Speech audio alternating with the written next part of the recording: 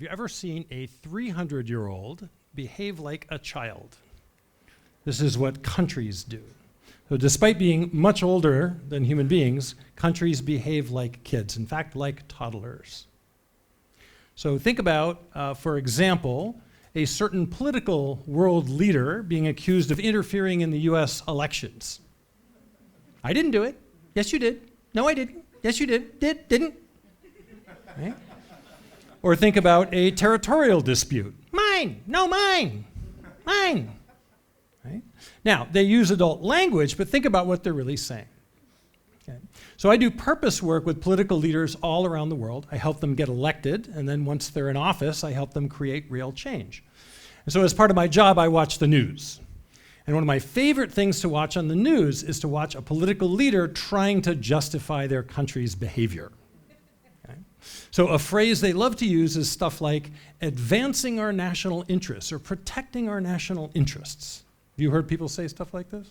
So this is adult-sounding language for being selfish. So being selfish isn't necessarily a bad thing. So we adults behave selfishly all the time. So we eat food out of self-interest. We work in order to earn money. Right? We do stuff because we think it'll be fun.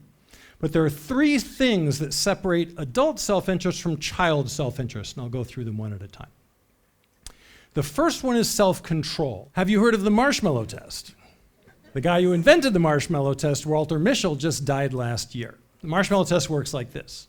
You take a marshmallow, you put it in front of a child, and you say to the child, if you don't eat this marshmallow for 5 minutes, then I'll give you 3 marshmallows. And then you leave the room and wait and see what happens. The children who didn't eat the marshmallow and waited were demonstrating something called impulse control. And they did long-term studies on these kids to see what happened to them. And the ones who didn't eat the marshmallow were more likely to succeed later in life. They were more likely to be successful financially, more successful in relationships, and more successful professionally. So that's impulse control. Now, impulse control also has to do with the impact people have on other people. So as I said, adults frequently engage in self-interested behavior, but we also try to minimize the negative impact we're having on other people when we do it. So when we say that people are selfish, it's not actually because they're trying to get what they want, it's because they're trying to get what they want in a way that has a negative impact on other people, and they don't seem to care. So many countries have issues with impulse control. In other words, they behave in ways that have negative impact on other countries and other people. And when you challenge them and say, why did you do that? They say, we were advancing our national interests. Translated, we were being selfish, we were having negative impact on other people, and we didn't care, just like a child. The second thing that differentiates a child's self-interest from an adult's is time. Children want what they want right now. Adults will often engage in behavior that will have a positive effect later, but won't necessarily feel good in the moment.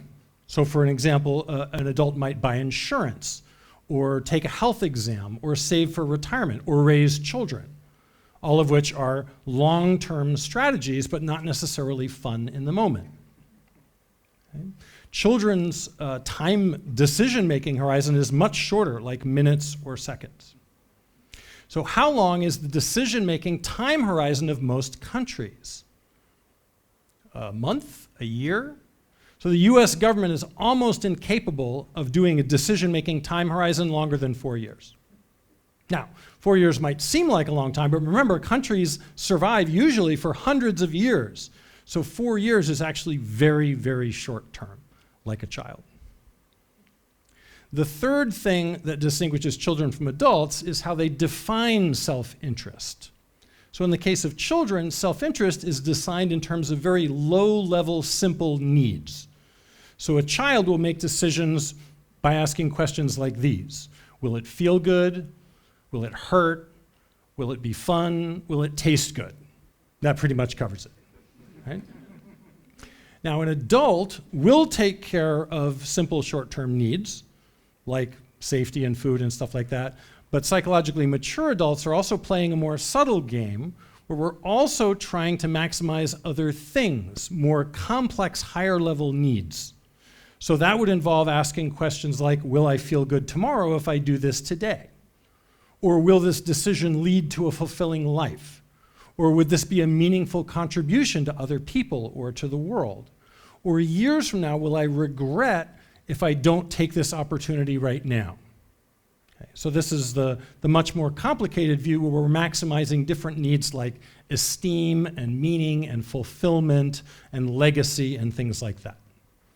Well, like small children, countries almost never engage in this kind of thinking when they're making decisions. So imagine if a country asked questions like these. What is our maximum potential as a society? How will we feel about ourselves as a country if we enact this policy? Are we modeling how a country can contribute to a better world? So these kind of questions are almost never asked, and when they are, they have little or no impact on national decision-making policy and behavior. Make sense? Good, so these are the differences.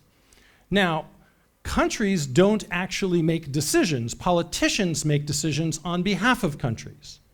So if we want to understand why countries behave the way that they do, we have to understand why politicians behave the way that they do. And I'm going to let you in on the secret. It's very simple. We have trained our leaders to cater to our childish needs. Okay, now let me show you how this works. This is going to be fun. So we're going to have an election. There are two candidates running, and you're the electorate. You're the voting public. So you're going to choose the winner. You ready? Okay. So first we have candidate A. Here's candidate A's campaign speech. Okay? Our economic policies are unsustainable. We're racking up debt, and it's not a crisis yet, but in a few years it will be. We're living beyond our means. The responsible thing to do is to raise taxes, cut government spending, and take a more frugal approach. This is the best way to get our economy back on track and to leave our country in good shape for the next generation. Vote for me. All right, let's have a hand for candidate A. Thank you, candidate A. And now here's candidate B. Don't listen to candidate A. Don't get sucked into all that boring economic stuff. Things are fine. I know exactly what to do. Right? We're going to repair the roads, we're going to fix the healthcare system, we're going to improve childhood education and strengthen the military. And the economy is going to get better, so we're going to actually cut taxes and raise government spending at the same time. Things will be great. I've got the perfect plan. Don't let candidate A bum you out. This is going to be awesome. Vote for me and things will be great. Okay, hand for candidate B. Good. Okay. All right, election time, tell the truth. Who would vote for candidate A? Who would vote for candidate B? Oh, interesting. Looks like candidate B won. I wonder why politicians offer short-term, feel-good toddler solutions instead of long-term adult ones. Because we can't pass the marshmallow test. We want instant gratification. Right? We're demanding that the leaders lie to us and tell us everything's going to be fine. When you're voting, in theory, you're supposed to be selecting the most qualified candidate. That's not really what's happening. What you're actually doing is unconsciously deciding which politician is most likely to be the perfect parent and to make you feel safe. Now, you might ask yourself, if we're acting like children and demanding that our leaders act like parents, why don't they? Right? If they're good parents, why don't they make mature decisions and guide us towards solutions that will work? Well, it's a little different than the usual parent-child situation. Children don't normally elect their parents. And if the children don't like how the parents are doing their job, they can't fire them. And there are way more of us than there are of them. They're vastly outnumbered. So it's a little different. So a better metaphor is actually think about a kindergarten where the children can vote out the teachers and the principal if they don't like how the school is being run. And imagine how that school would work. Right? After a while, we've got ice cream and candy for lunch. Right? No timeouts, no punishments, all fun, all play, no learning. Right? This is how it would go. So what do? How do we stop countries from acting like children? Well, one solution is to have a dictator. But The dictator has to be mature and psychologically healthy. The dictator has to not let the power go to his head and have all of our best interests at heart. This is the fantasy of the perfect parent, right?